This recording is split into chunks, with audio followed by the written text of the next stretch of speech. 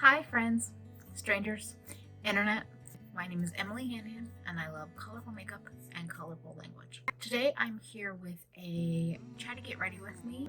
I've had a lot of stuff going on in my life, basically the whole month of October, and I sat down a few days ago to record this and spent almost 2 hours recording a video talking to you all, and it was a hot mess. So I couldn't really gather the wherewithal to edit down the 2-hour video.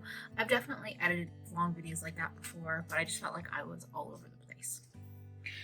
Today is, I'm not sure what order I'm going to put up videos, but I am trying out a new external microphone, so I'm hoping the audio is going to be better, but if there are hiccups along the way, you know why. So today's Get Ready With Me, I am going to be using some new makeup and some things that just need a little bit more love on my channel. After recording my last video, I think what I learned from that is that I want to actually go in reverse order because I feel like I got hung up on some of the early parts of my month that were fine but less important. So I'm gonna go in reverse order, starting from, it's been almost a week and a half now. It was Sunday, October 13th. So that weekend was the weekend of Ipsy Live here in New York City. And I knew about that for a little while now, but I had a catering job on Saturday, so I couldn't go to that. But during that process, I think at some point in time in the last couple months, I talked to Karen Harris quite a bit on Instagram, just sending quippy thoughts about new releases and things like that. And she made a comment like, "Oh, I hope I can meet you at Ipsy Live." And I basically, said I'm not gonna be there on Saturday, but if it's something that would interest you, since I'm based in New York and I can kind of research restaurants and things, I would totally be down for brunch on Sunday. And she happened to be staying with Amy Loves Makeup and Angelica Nyquist. I tend to call Angelica Angie, and hopefully she doesn't mind that. I think she uses that on her channel too. So they were all staying together, and so that kind of gave a bit of an excuse to get everybody together. I definitely wanted to meet Karen, but the perk of also getting to meet Amy and Angelica would be fantastic. And it was fantastic. Basically, we met up for brunch. We were trying to get some other beauty folks kind of wrangled into brunch, but it's New York, it's New Yorkers, things happen. So it was just the four of us. But it was just so fun. Who they are online is who they are in real life. They're saucy and opinionated, and they are into makeup, and they are kind, and yeah, it was just really lovely. Like, they all have three, unique personalities, and I felt like what I had seen online is what I experienced in person. Obviously, everybody shows different levels to themselves online versus in person, so it's not like you're gonna see the full spectrum of a personality on someone's YouTube channel. That's understandable. But a lot of the things I saw on their YouTube channel, I saw in real life. So by the time we finished brunch, we had to get Angie in a cab to get to the airport because she had a flight. So basically, after we got Angelica in a cab, which was fun, I did a straight up New York experience. We didn't do like Uber or Lyft, just hailed a cab, which is pretty easy in the Lower East Side, I'll say. So after that, we basically went back up to the kind of Herald Square area near their hotel. We went to Sephora, and it was so funny because I feel like I had like personal shoppers, because Karen and Amy had been in to so many Sephoras over the weekend. They were like, "Oh, we have to go touch this Tarte palette," or "Oh yeah, they have the Norvina palettes in here," or "They have the Hourglass," like just telling me like what was available and what we should go look at. So that was really funny. And then, yeah, we hung out, and then Amy had to catch her bus, so we kind of got her, she got over to Port Authority, and in the process I got to kind of get to know more about all of them, and I felt really like lucky and special to be able to spend some time with them, and just that they were so kind and nice to kind of want to meet up with a fan, subscriber, and creator at the same time. And then, yeah, so we hung out like for a good chunk of the day. Before I knew it, I had to leave Karen and get home because that night I was on the Half Cousins podcast with Teresa and Lacey and Georgia, the hosts, of course, of the Half Cousins. So I got home literally right as the podcast was starting. So we were doing New Makeup Nonsense live, and oh my goodness, was that so much fun. I love making the new makeup release videos, but the editing process of those is such a big project.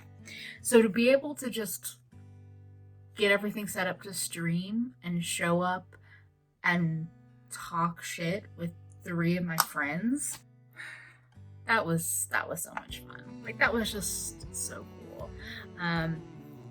And you know, the audience on Half Cousins is so kind and so sweet, and I think by the end of the podcast we were all drunk, but we were also, I feel like, fairly sincere. We were all just like, I think we were all just like having a love fest of why we appreciated each other. And I love Teresa and I love the Half Cousins, and all 3 of those women are direct reasons why I started my channel. So the fact that I get to call those people friends, it's such a cool, good feeling. And I guess because I always like to find like a reason for why I'm talking about something. I probably say this a lot on my channel, but I think the 2 things that it reminded me of were just start the damn channel, and also if you are a sincere, I don't even want to say fan, if you are a sincere subscriber to that person or follower of that person, you can actually build like internet friendships from that. It's not always the case. You know, a really big YouTuber like a Tati or something like that, you know, you're not going to have that opportunity so much. But with, I would say, mid-tier to small YouTubers, I feel like there's opportunities to really get to know people in a sincere way if they're showing their parts of their sincere self online. I think as a whole, that Sunday was just this amazing reminder that I love the community that's here.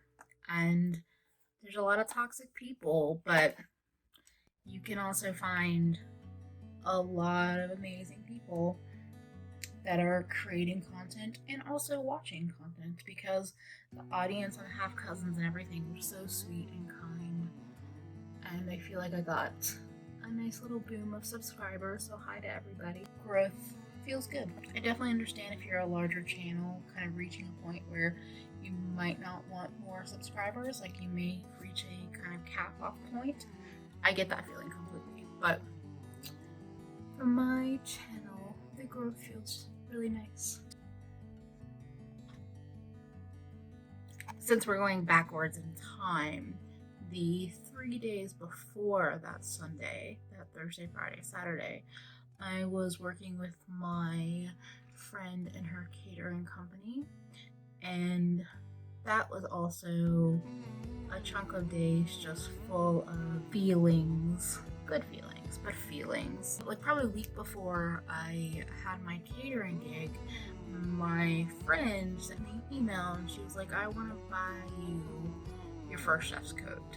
And in that moment, I definitely felt like these people in my life are amazing. Like, I definitely felt a level of gratitude. You know, and it's hard to like put into words, But then the first day that I was working with her that week, she had the coat, and at the end of the work shift, she's like, oh wait, this is yours, you know, take this, you know, basically it's your responsibility now, take care of it. So I decided to try it on there in front of her, because if for some reason it didn't fit, you know, makes sense, try it on there. Me trying on the coat in front of her turned her into like a pile of gushy tears, and it turned me in a pile of gushy tears, and like she's just such an amazing human being, and that whole event had a shit ton of like stupid paperwork stress, and I know that by the time we started working with her, me and my other friend that works with her, she was just so happy to have other people around her so she could, you know, vent to.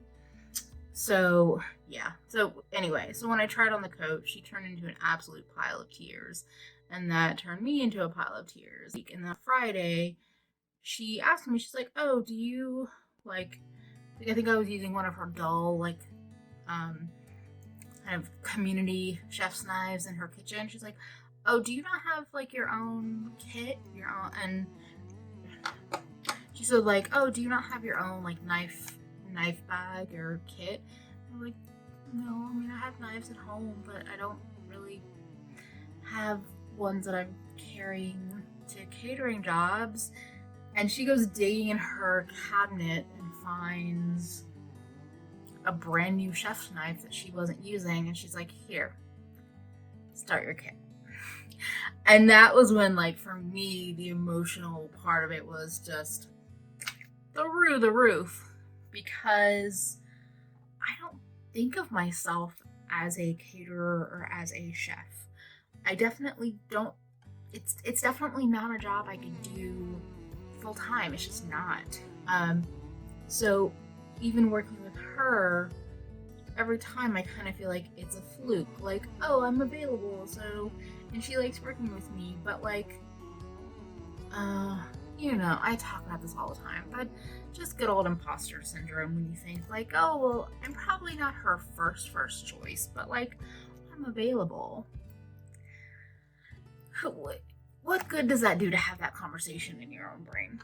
It does nobody any good. So like, I'm trying to break through feeling that way about things. But just having her like give me these things, just felt like such a beautiful, generous gift, and more than just the gift itself, which does mean a lot to me, because I feel like gift giving is probably my strongest love language. Besides that, it just felt like such a, I don't know, it just felt so intense in like the good ways, and I think I've had so many emotions over the last year or so that it felt intense in unpleasant ways, that it was a great reminder that I made the right choice with my life. I need to step away from my brows, because if I keep going, they're just going to get bigger and darker. So one of the other really cool things about the catering job was the ability to kind of pay it forward. We needed assistance on the night of the wedding to kind of do like manage the bar, just another pair of hands, and Jen's normal crew that she would hire out from, like, everybody was unavailable, and so I was actually able to hire a friend of mine to work, and Jen really enjoyed working with her. I like working with her, and she and my friend enjoyed the experience. I thought it was really cool to be able to kind of pay it forward in that way.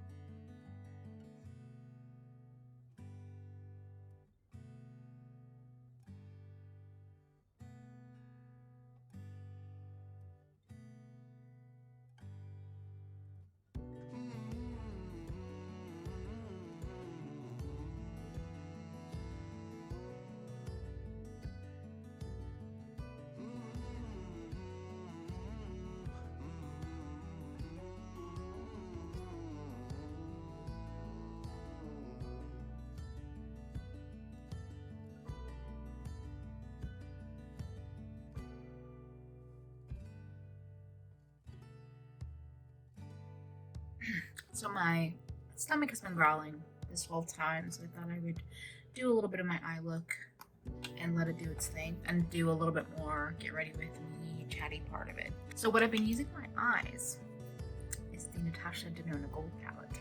So before catering, I was in Barcelona, and this beauty is for Barcelona. So my trip was really lovely. I had a really just fantastic time there.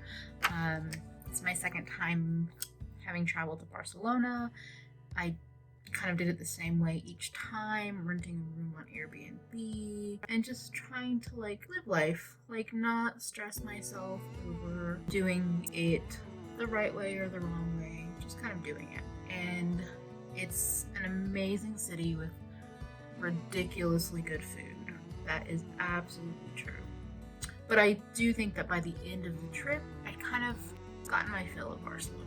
It's still a place I recommend to people. It's still, like I said, amazing food, amazing culture, really cool museums. But I think I've had my fair share. When I was there, because, you know, if nothing else, I am a consumer, I decided to go to a Sephora. Because I didn't go to one. I don't think I've ever been to a European Sephora. And I was just curious, to be completely honest. I'm kind of trying to recreate a look that Natasha Denona posted on her Instagram. I don't think she did it. I think somebody else did. But they used the Metropolis palette, which looks quite pretty, but most of the colors that it has in there, I either have because of the gold palette or I have elsewhere. But it had like a darker blue lower lash line, green lid, and mustard in the crease. One of my last, not the last day, but one of the last few days I was in Barcelona, I went to a Sephora and I ended up finding one that was pretty gigantic. Had some cool things I've never seen before, like the Sicily Beauty counter kind of options. It had quite a diverse Charlotte Tilbury collection, like multiple kind of end caps. When I was walking around, I was over at the Natasha Denona section. They had the gold palette. They didn't have it out on display, but they had boxes of it. And I saw the price tag on the kind of display, but the price tag was like smeared. It's like the first 2 or 3 digits I couldn't really read. It looked like $4.95, like something $4.95. And I knew in the US that it's $129. So I don't know, something about the numbers being different. I thought, that's odd. I was like, does that say like 84 or 94? What's going on over here? And is that like, I don't know, it made me curious. So while I was in the store, I opened up the Sephora Spain website and I'm looking at Natasha Denona, and all of her other palettes were priced basically like they are in the US, I think. Or they were all priced the same price, and then the gold palette was less. Like, why is this on sale? Like, what's going on? I really need a better lower lash line brush. I never really know what to use. So anyway, I was intrigued by the price, and I decided I was intrigued enough to consider it. So I picked up the palette and I'm walking around the store looking at other things. At the same time that I'm looking at other things, I'm like Googling basically what the conversion rate would be. So the sale price was basically probably like 20% off. Even with the conversion, the sale price that I had in Barcelona would have been the same or cheaper than what I would have gotten over here. And I've literally thought about this damn palette for a year.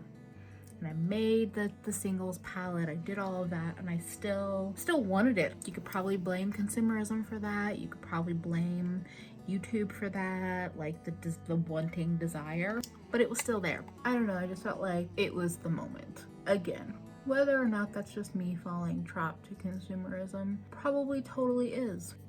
But that's what happens.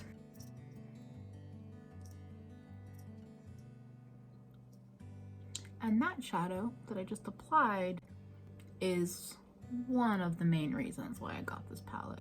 Limecrime is absolutely stunning. If you don't want to spend $100+ on a palette, I get that. I do. I'm not here to tell anybody that they should or it's really worth it because it's eyeshadow. It's not. It's a choice, but it's not something that I'm going to pressure. Hopefully I'm not pressuring anybody into feeling like they need it. I know that Amy Loves Makeup is doing a video comparing the Natasha Denona palette with the Alter Ego dupe palette, and I know she has also posted a single eyeshadow that she found like the day after I bought this palette that's a dupe of Limecrime, or maybe even prettier than Limecrime. But that was really funny. I'm like, oh cool, I bought this palette because I fell completely head over heels in love with Limecrime, and now I have a dupe. I don't own the dupe though, so. Ooh, I'm really loving how this palette works. One of the reasons why I feel so pleased about my choice is that the mustard shade in the palette called Dijon paired with the turquoise. Right now I'm working with the turquoise matte. The turquoise shimmer seems like a topper. I'm not into that, but I haven't played with it. These two colors together gives me that beautiful swampy green, and then Limecrime has that green shift to it. So like it's satisfying all my green desires is basically what I'm saying. And this little shape out here, I'm in love with. Yeah, I'm really digging that combo. The top coat in this palette, the glittery white one, is pretty, but I think today I'm gonna throw on Halo from Me Glow. This is the eyeshadow version, not the highlighter version. But it makes a beautiful inner corner color. Actually, let's go for it. I haven't been in love with golden or yellow highlighters lately,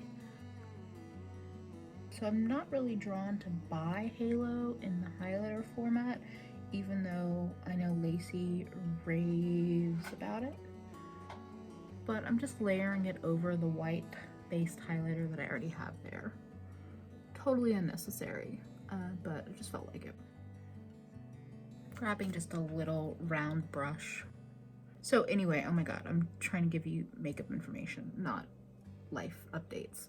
So yeah, so I got the palette in Barcelona. Barcelona was awesome. I really enjoyed it. I feel like I want to try to take off a little bit of this blue.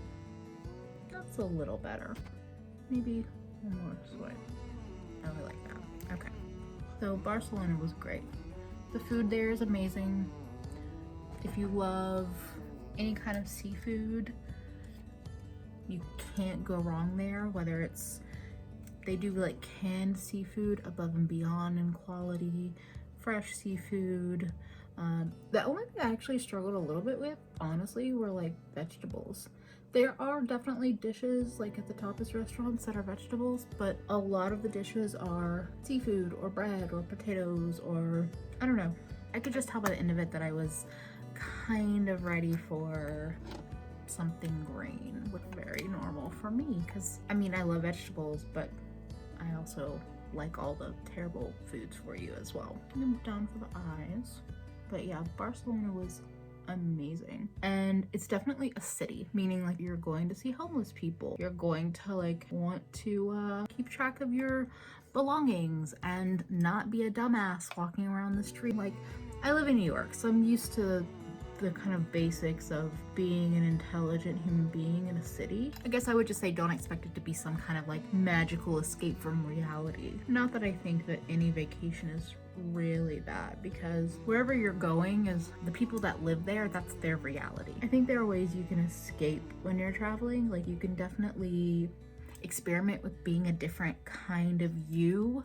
You know, I feel like I'm a little bit more adventurous with my clothes, or I don't know, all of those things, but I don't travel to like escape the realities of that country's life or that city's life or whatever. Trying a tinted lip. Let's see if I like it.